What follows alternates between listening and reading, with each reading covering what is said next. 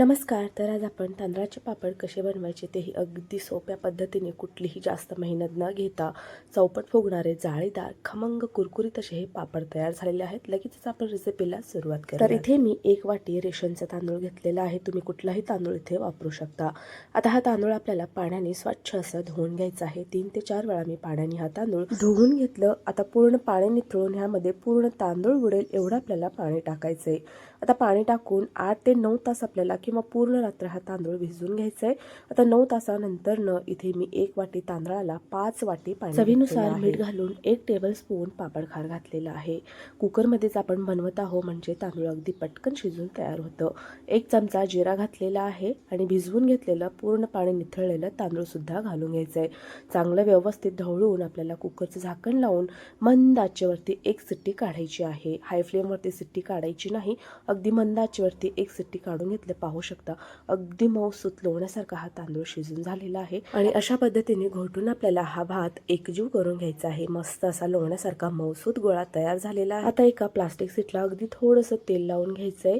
आता बनवून घेतलेलं भाताचा 1 लिंबा एवढा गोळा घालायचा. त्यावरती एक दुसरा प्लास्टिक सीट ठेवायचं आणि प्लेटनी किंवा ताटलीनी अशा पद्धतीने पसरवून बनवलेला पापड थोडेसे जाड वाटते, त्यासाठी मी हाताने अशा पद्धतीने पसरवून ह्याला थोडंसं पातळ करून घेतलेलं आहे. पाहू शकता अगदी मस्त असं एकदम पातळ असा हा पापड बनून तयार झाला. आता आहे तसं पेपर उचलायचं आणि एका मोठ्या कागदावरती आपल्याला हे काढून घ्यायचं आहे. काढताना थोडंसं हात फिरवायचं म्हणजे अगदी सहज पटकन असा निघून जातो.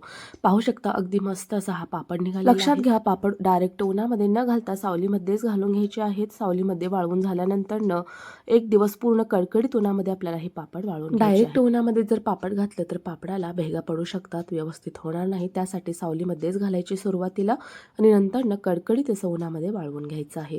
तर इथे आपला हा पापड बनवून तयार आहे. पाहू शकता अगदी मस्त असे पातळ पापड बनलेले आहेत. आता कडकडीत गरम तेलामध्ये हे पापड तळून काढायचे. पाहू शकता किती छान असं कढई भरून फुगून आलेलं आहे. खायला सुद्धा तितकेच टेस्टी लागतात. एकदम जाळीदार, खुसखुशीत होतात. खूपच परफेक्ट असा हा पापड बनवून तयार होतो. तुम्ही नक्कीच ट्राय करू शकता. बनवायलाही जास्त मेहनत लागणार नाही, वाळवायला सुद्धा जास्त दिवस लागत नाही. अगदी 24 तासामध्ये हे वाळवून तयार होतात. तर अशा पद्धतीने पापड तुम्ही नक्कीच बनवू शकता आणि वर्षभर ह्याचा आनंद घेऊ शकता. रेसिपी आवडल्यास लाईक, शेअर, सबस्क्राईब करायला विसरू नका. धन्यवाद.